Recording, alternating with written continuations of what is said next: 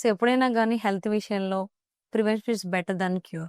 So, మరి మన చిరంజీవి హాస్పిటల్స్‌లో ఆ మెథడ్ బాగా యూజ్ చేస్తున్నారని కూడా టాక్ ఉంది ఇప్పుడు.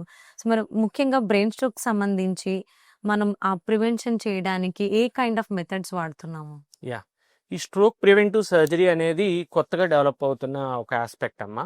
సో, దీనిలో ఏంటంటే మనము యాక్చువల్‌గా ఇదివరకు స్ట్రోక్ వచ్చేసి అంతా వాళ్ళకి పాపం పారాలిసిస్ అయిపోయి ఏం చేయలేని స్థితి వరకు ఆగాల్సొచ్చేది. అప్పుడు మనం ఏం చేయడానికి కూడా ఎక్కువ ఉండేది కాదు. బట్ ఇప్పుడు ముందుగానే మనం దాన్ని గుర్తించుకొని ఇందాక మనం మాట్లాడుకున్నట్టు స్ట్రోక్ ఎలా వస్తుంది ఏంటనేది గుర్తించి దీనికి ఇప్పుడు అడ్వాన్స్డ్ టెక్నాలజీతో మనం ఏం చేస్తున్నామంటే కెరోటిడ్ ఎండాట్రెక్టమీ అనేది ఒక చిన్న మనకు ఒక ఈ మెడకి దగ్గర ఓపెన్ చేసుకొని ఆ ఏదైతే బ్లాక్ ఉందో దాన్ని బ్లాక్ కంప్లీట్ గా రిమూవ్ చేసేసుకొని ఒక వెయిన్ ప్యాచ్ అనేది వేస్తాం. దీన్ని కెరోటిడ్ ఎండాట్రెక్టమీ అంటాం. సో ఈ ప్రక్రియ ఒకటి. ఇంకోటి కెరోటిడ్ స్టంటింగ్ అనేది కూడా ఒక ప్రక్రియ ఉంది. అంటే లోపల ఒక బెలూన్ పంపించి దాన్ని ఓపెన్ చేసుకొని స్టంట్ ద్వారా కూడా ఓపెన్ చేస్తాం.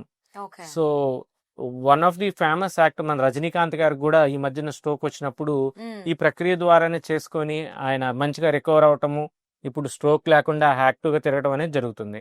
సో కంపల్సరీగా ఈ ప్రాబ్లమ్స్ ఉన్న వాళ్ళు ముందుగానే మన దగ్గరకు వచ్చినట్టయితే ఈ మ్యాసివ్ స్ట్రోక్ అనేది రాకుండా కూడా మనం కాపాడతాం. Recurrent stroke and massive stroke కూడా రాకుండా, మరియు స్ట్రోక్ రానోళ్ళు అయితే స్ట్రోక్ ప్రివెంటివ్ సర్జరీ అని కూడా అంటాం దీన్ని.